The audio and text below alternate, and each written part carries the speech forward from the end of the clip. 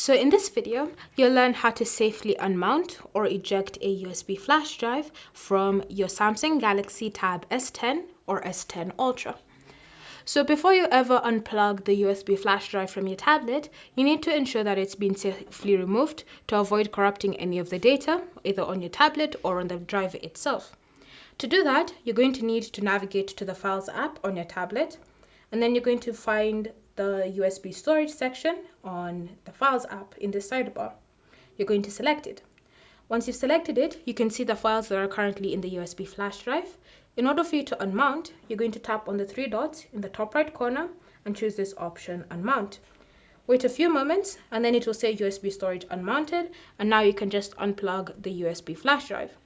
Alternatively, you can always choose to just swipe down for the quick settings panel, and then you should see in the notifications section, USB storage added. So you're going to tap on that arrow and then you're going to select Unmount, and that will still unmount your USB flash drive. And so now you can just go ahead and unplug it from your tablet. Thank you for watching. If you have any questions or comments, leave them down below and we'll get back to you.